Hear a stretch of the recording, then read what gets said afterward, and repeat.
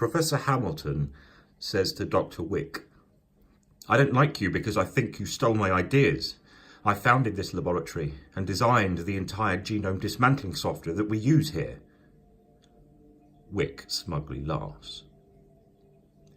You see, they both work for GenCom, a genetic research and cloning laboratory based in Bern, Switzerland. Both, as geniuses in their fields, had been tasked by US giant Regenes with creating a certain individual, a certain cloned human being. That clone was to be master physicist Professor Albert Einstein. GenCom believes that the gargantuan intellect of Einstein was far from reaching its full potential when he died in 1955. The race and challenge was heated and lasted for over 20 years. Ever since Dolly, the sheep, was cloned by a Scottish laboratory based in the United Kingdom.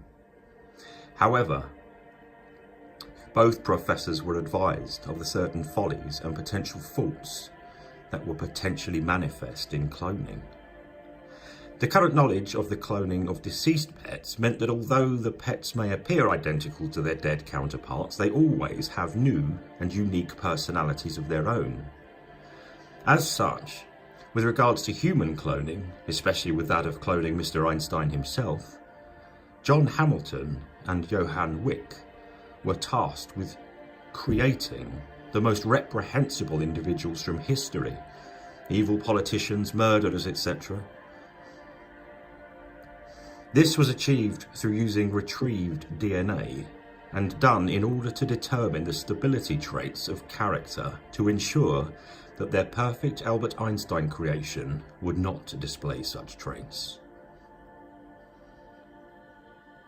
Johann Wick went about this by creating Joseph Stalin, Karl Marx, Chairman Mao. Hamilton was more guarded about whom he had created. The whole charade finally reached a head when Professor Johann Wick was awarded the $10 million contract for successfully cloning Professor Albert Einstein.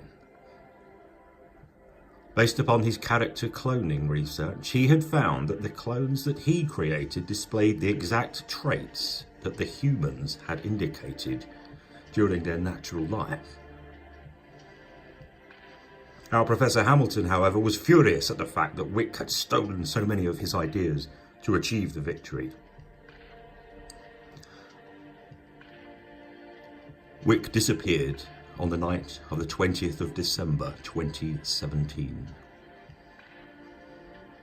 On that same evening, Professor Hamilton walked home with a smile upon his face. A bottle of chloroform, still half full, in his rain-soaked pocket.